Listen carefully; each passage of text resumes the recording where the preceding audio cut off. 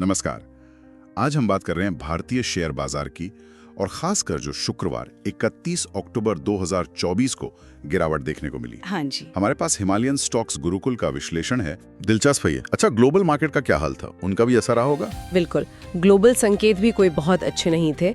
एशियाई बाजारों में कमजोरी थी, खासकर चीन की फैक्ट्री एक्टिविटी का डेटा आया जो 6 महीने में सबसे तेजी से सिकुड़ा है। ओह, अमेरिकी बाजार भी पिछले दिन गिरावट में बंद हुए थे। यूरोपियन सेंट्रल बैंक ने भी कहा कि अभी जल्दी दरें घटने की उम्मीद कम है। तो मतलब चारों तरफ से थोड़ा दबाव वाला माहौल था। हाँ, हालांकि अमेरिका और एप्पल के नतीजे अच्छे आए थे, जिससे अमेरिकी टेक फ्यूचर्स में थोड़ी तेजी थी और जापान का बाजार नई सरकार की उम्मीदों में थोड़ा चढ़ा। मिला जुला असर रहा मतलब। हाँ, और वो अमेरिका चीन ट्रेड वार्ता से भी बस 1 साल का विराम मिला, कोई बड़ा समझौता नहीं हुआ, तो बाजार को थोड़े निराशा हुई उससे भी। समझ गया। तो अगर सेक्टर्स की बात करें, कौन से ज्यादा गिरे? सेंसेक्स पर टॉप लूजर्स में eternal, NTPC, Kotak bank, ICICI थे। हाँ, लगभग सभी सेक्टर्स लाल निशान में ही बंद हुए। Media, metal, FMCG, IT, pharma सब नीचे थे। कोई सेक्टर जो हरा रहा हो? सिर्फ पीएसयू बैंक सेक्टर में थोड़ी तेजी थी, करीब 1.3% ऊपर। अच्छा, उसकी क्या वजह?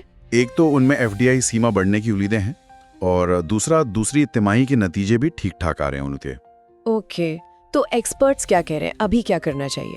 ज्यादातर एक्सपर्ट्स का मानना है कि ये अभी प्रॉफिट बुकिंग का दौर है, लेकिन ओवरऑल मतलब तिमाही दर तिमाही बेसिस पर आशावाद बना हुआ है।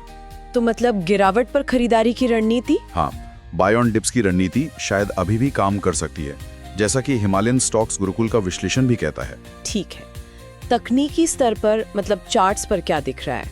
टेक्निकली नजदीकी रुझान थोड़ा कमजोर दिख रहा है। जैसे जियोजित एलपी के सिक्योरिटीज वाले कह रहे हैं कि निफ्टी के लिए 25,700 या फिर 25,670 का लेवल काफी अहम है। सपोर्ट लेवल है ये। हाँ, सपोर्ट। अगर निफ्टी इसके नीचे जाता है तो फिर वो 25,500 या 25,400 तक भी फिसल सकता है। और ऊपर की तरफ? ऊपर 25,900 और 26,000 के पास रुकावट मतलब रेजिस्टेंस दिख रहा है। वीकली चार्ट्स पर भी थोड़ी कमजोरी के संकेत हैं।